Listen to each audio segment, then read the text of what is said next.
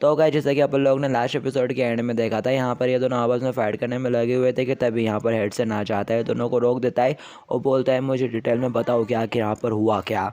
तो अब आके हेडसन कहता है मैं ये तो जानता था कि तुम लोग आपस में फाइट कर सकते हो, लेकिन ज़रा आसपास तो देखो तुमने कितना ज़्यादा मैस क्रिएट कर दिया है और अब बस बहुत हुआ। और मुझे लगता है कि तुमको मेरे को इन चीज़ों के बारे में भी एक अच्छी एक्सप्लेनेशन देने की ज़रूरत है। और साथ ही वो गुस्से से देखते हुए बोलता है जल्दी मेरे को बताओ कि आखिर यहाँ पर हुआ क्या। वो बॉस वाला ड्रॉप हेडसन के सामने झुक जाता है और कह रहा होता है ये सब कुछ मैंने करा, इसका मेरे ट्राइब से कोई लेना देना नहीं है।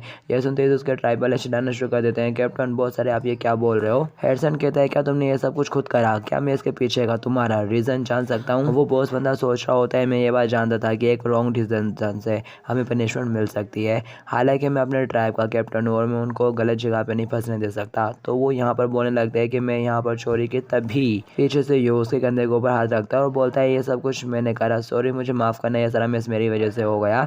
ये सुनते से वो बहुत हैरान होने लगता है और कह रहा होता है लो क्लास गोड आखिर तुम्हें क्या बातें कर रहे हो। यू बोलने लगता है ड्राफ्ट कैप्टन है तो बस वही करा जो कि मैंने उसे करने के लिए बोला था। हेडसन कहता है तुम हो तो। हेडसन कहता है मैंने तुमको यहाँ पर रखवाले का काम दिया था, लेकिन तुमने ये सब कुछ क्या कर दिया, क्या इसके लिए तुम्हारे पास कोई एक्सप्लेनेशन है। यू थोड़ा हंसते हुए कहता है वेल ज़रा तुम ये तो देखो पहले। और वो अपने पास है वही नेकलेस निकाल के उसको दिखाता है जो कि घूम गया था और उसके हाथ में रख देता है। हरकुलिस कह रहा होता है तुम्हें ये मिल गया। यू बोलता है मुझे याद था कि तुमने मुझसे बोला था कि तुम्हारा ये नेकलेस घूम गया है। दिखाया जाता है वो ड्रॉप का भी घबरा रहा होता है, वो कह रहा होता है डेफिनेटली ये तो वही नेकलेस है जो कि मेरे गार्ड्स को मिला था जब वो गाइड कर रहे थे। और अगर इसने ये बात क्या कहते हैं हेडसन के सामने बोल दी कि इसे ये नेकलेस मेरे हाथ में उसे मिला है तो फिर हमारा काम तमाम। हेडसन कहने लगता है लेकिन आखिर तुमको ये मिला कहाँ, मैंने तो इसको बहुत ढूंढा लेकिन मुझे तो मिल ही नहीं रहा था। दिखाया जाता है यू कहने लगता है वेल, और वो ड्रॉप काफ़ी घबरा रहा होता है, मैंने मन कहता है लगता है कि हमारा काम तमाम। तभी तभी यू बोलता है कैप्टन रेड फिश ने ये मेरे लिए ढूंढा, मैं सुपरविजन का काम कर रहा था लेकिन उसमें इसको ढूंढना काफ़ी ज़्यादा मुश्किल था, तो मैंने उनसे बोल दिया कि वो वेयर हाउस गया चीज़ को अच्छे से चेक करें ताकि वो ये ढूंढ के निकाल सके। और उनकी बॉडी रिलेटिवली छोटी थी तो वो अच्छे से चेक कर पाए और उन्हें ये नेकलेस मिल गया। ये सुनते से ही हेडसन रेड फिश से पूछता है क्या ये सच है। रेड फिश कहने लगता है वो मैं हरकुलिस उसकी तरफ घूर के देखता है, हेडसन उसकी तरफ घूर के देखता है और यहाँ पर जो यू रहता है वो भी थोड़ा नर्वस होना शुरू हो जाता है। तभी जो हेडसन रहता है वो ज़ोर से हंसना शुरू कर देता है, कह रहा होता है जो भी हो तुमने मेरी यहाँ पर काफ़ी हेल्प कर दी, तुमने मेरे लिए नेकलेस भी ढूंढ दिया, इसलिए मैं तुमसे अब बहुत ज़्यादा क्वेश्चन नहीं पूछूंगा। ये सुनते से ही जो यू रहता है वो एक राहत के सांस लेता है। तभी हेडसन उसके कंधे के ऊपर हाथ रखते हुए कहता है डमकुन तुम एक काफ़ी अच्छे बंदे हो, अब मैं समझ पा रहा हूँ कि थोर तुम्हें क्यों पसंद करता है।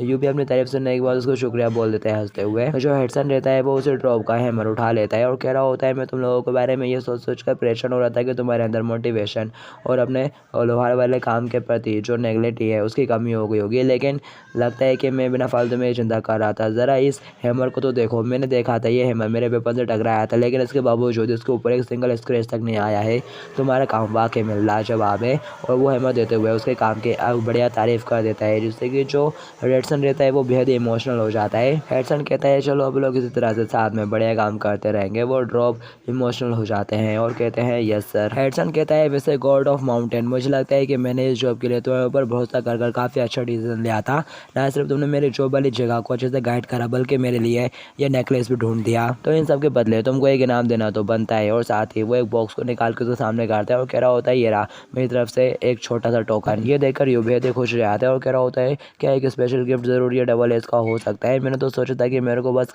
रिवॉर्ड के तौर पर वो क्लब मिलेगी लेकिन वॉट द हेल ये क्या मिल गया यार मुझे। और साथ ही वो खुश होते हुए डब्बा खोल देता है, कह रहा होता है तुम्हारा बहुत बहुत शुक्रिया। पर जैसे ही वो डब्बे के अंदर देखता है उसका मुंह उतर जाता है, वो कहता है ये क्या है एक मॉन्स्टर। हेडसन उसके पास आता है, कहता है यू फूल जरा अच्छे से नजदीक से देखो यार, क्या तुमको ये एक बेबी फॉक्स जैसी नजर नहीं आ रही है, ये बहुत ज़्यादा क्यूट और एक पेड मॉन्स्टर है जो कि मैं तुमको दे रहा हूँ। और फिर साथ ही हेडसन उस फॉक्स को अपने हाथों में उठा लेता है और यू की तरफ देखते हुए कह रहा होता है क्या तुम ये कहना चाहते हो कि तुमको इसकी कोई भी ज़रूरत नहीं है।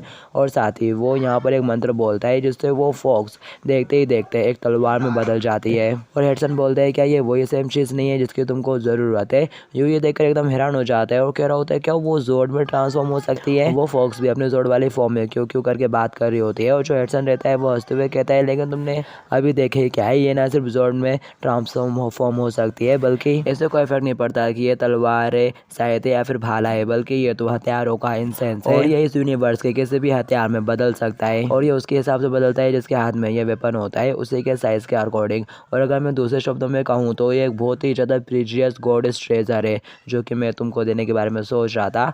ये बहुत ज़्यादा इनक्रेडिबल है, लेकिन शर्म की बात, तुमने कहा कि तुमको इसकी कोई ज़रूरत ही नहीं है, तो मेरे को लगता है कि अब मेरे पास और कोई चॉइस नहीं है। मैं अपने किसी ड्रॉप भाई को ये दे दूंगा और साथ ही वो लेके वहाँ से जाने लगता है और वो फॉक्स भी उसे बाय बाय कर रही होती है कि तभी यूँ फटाक से पीछे से निकल कर आता है और कह रहा होता है आखिर मैं इतने प्यारे ट्रेजर से कैसे रिफ्यूज़ कर सकता हूँ। मेरा मतलब कि सर हेडसन खुद मेरे को एक इतना अच्छा ट्रेजर दे रहे हैं, सॉरी प्रेजेंट दे रहे हैं, तो आखिर मैं कौन होता हूँ मना करने वाला। हेडसन कहता है क्या तुमने ये नहीं कहा था कि तुमको इसकी कोई ज़रूरत नहीं है, क्या तुमने अपना माइंड चेंज कर लिया?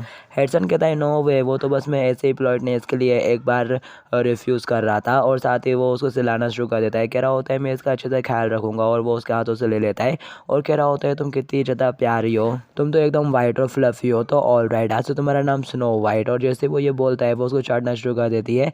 यूँ कहता है लगता है कि तुम्हें अपना नाम काफ़ी पसंद आया। तभी जो हेडसन रहता है वो अपने हाथ को आगे बढ़ाते हुए मूनलाइट फॉक्स की जो ओनरशिप है वो यू को ट्रांसफ़र कर देता है। यू कहता है कि इसने काम करा? हेडसन थम्स अप करते हुए कहता है ऑफ कोर्स, अब ये तुम्हारी हुई और मैं तुम्हें अपने वेयर हाउस से कुछ कबाड़ भी दूंगा जिसको ले जा सकते हो तुम अपने साथ। ये सुनते ही जो यू रहता है वो लाइट अप करके खुश हो जाता है।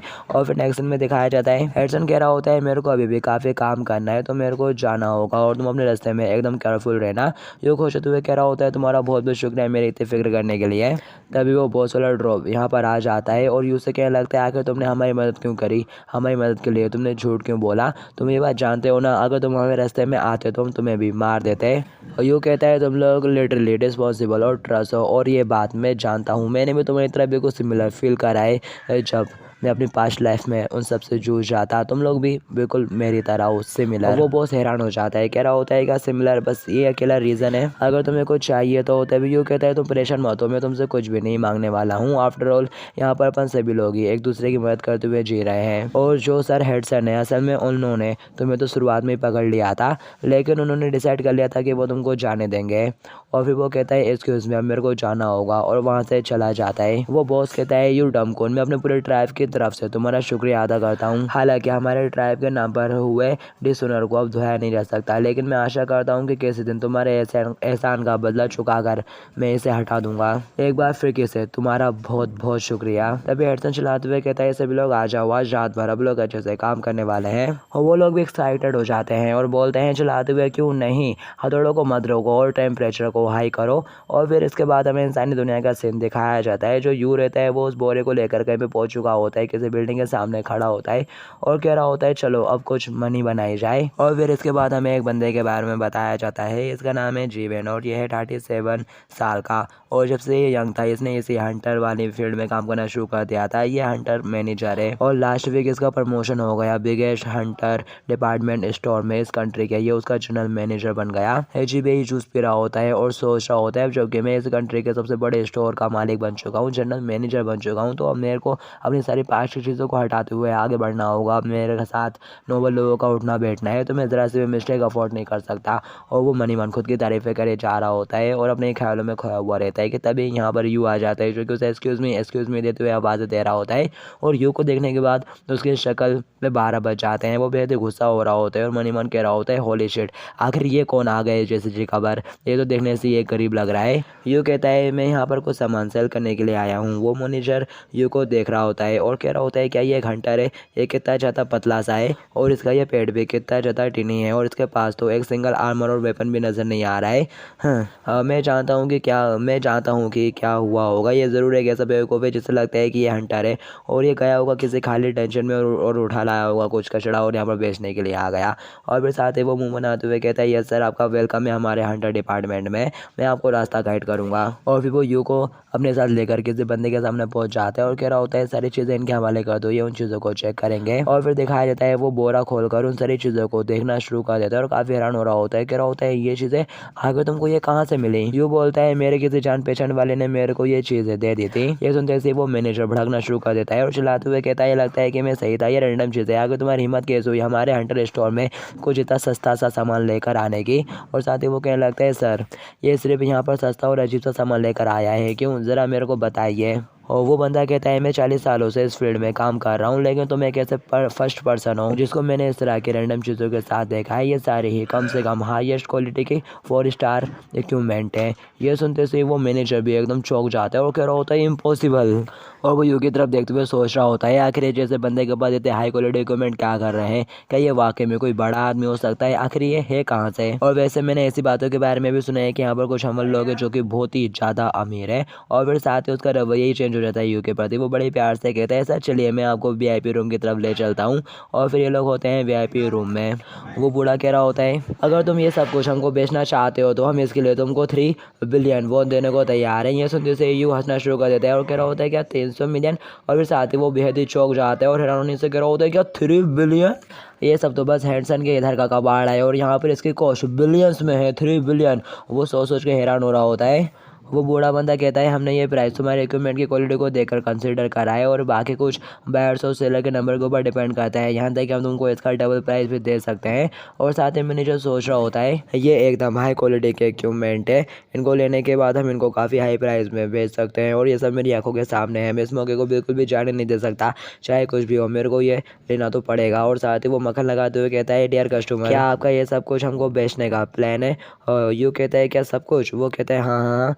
यू ये विल से स्माइल करते हुए कहता है मैं ये सब कुछ बेचूंगा। ये सुनते से मैनेजर बहुत ज़्यादा खुश हो जाता है और कह रहा होता है लगता है कि एंजल मेरे साइड पर ही है, कि तभी यू कहता है लेकिन मैं ये सब कुछ यहाँ पर नहीं बेचूंगा।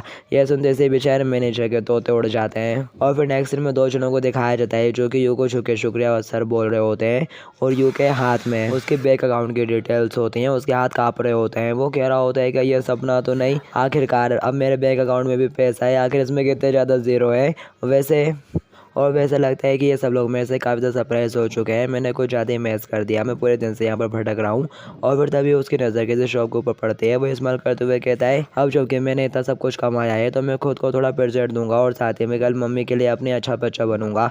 और फिर डायरेक्ट नेक्स्ट सीन हॉस्पिटल का दिखाया जाता है, वो अपनी मोम के लिए बहुत सारे गिफ्ट लेकर आया हुआ रहता है। उसकी मोम ये देखकर एकदम हैरान हो रही होती है और बोल रही होती है कि ये सब कुछ तुम खरीद कर लाए हो। और दूसरे पेशेंट बोलती है हो गोश तुमको कभी कभार टीवी पे देखनी चाहिए, और वो टीवी चालू कर देती है जहाँ पर डेमयू के बारे में बताया जा रहा होता है कि कैसे उसने उस मैच वाली टेंशन को क्लियर करा था। और वो बता रही होती है कि तुम्हारा बेटा तो बहुत ज़्यादा पॉपुलर हो चुका है, इनके अकॉर्डिंग जो टेंशन है ना यही यू नहीं साफ करी है, मतलब कि इसके पास टैलेंट भी है। यू अपनी तारीफ सुनने के बाद हंसना शुरू कर देता है, कह रहा होता है ये सारा क्रेडिट मेरे अकेले का नहीं है, वहाँ पर और भी लोग थे जिन्होंने मेरी हेल्प करी। उसकी मम्मी हैरानी से बोलती है बेटा क्या तुम्हारे पास टैलेंट आ चुका है।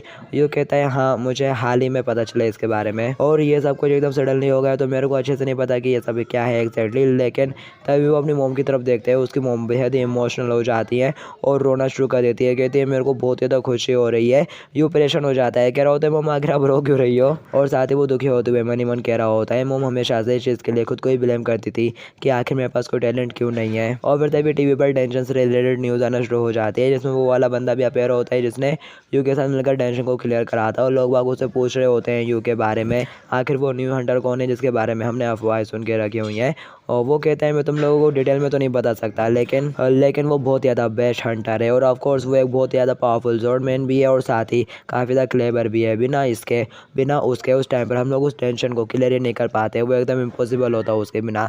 अपनी तारीफें सुनने के बाद जो यू रहता है वो बेचारा शर्माना शुरू कर देता है, जबकि उसकी मोम काफ़ी ज़्यादा खुश हो रही होती है और बोल रही होती है हो माय गॉड क्या वो लोग तुम्हारे बारे में बात कर रहे हैं। यू भी खुश होने लगता है, कह रहा होता है नहीं एक्चुअली यही मेरा चांस है, इससे इस वाले फेम से मेरे को और ज़्यादा डिवाइन पावर मिलेगी, और अगर मेरे को और ज़्यादा डिवाइन पावर मिलेगी तो मेरे पास और भी ज़्यादा पार्ट टाइम जॉब्स आएंगी।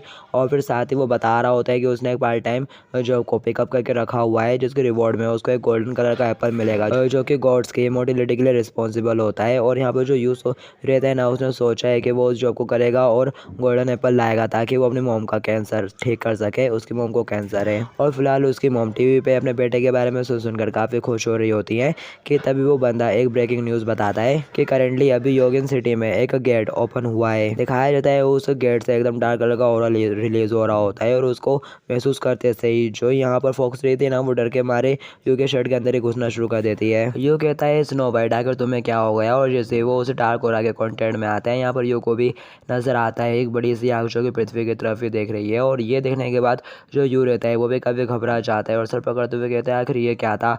और न्यूज़ वाले बता रहे होते हैं कि उस जगह पर एसोसिएशन ने गिल्ड को गैदर कर लिया है और ये टेंशन बाकी हो के टेंशन से काफ़ी ज़्यादा अलग है। इसके अंदर इंसान तो एंटर नहीं कर सकते, लेकिन मॉन्स्टर बाकायदा बाहर आ रहे हैं। और जो यू रहता है वो सोच रहा होता है जो मैंने अभी जस्ट देखा वो क्या था, एक इल्यूज़न। और फिर साथ ही वो कहता है मोमो मेरे को जाना होगा, और वो वहाँ से फटाक से निकल जाता है।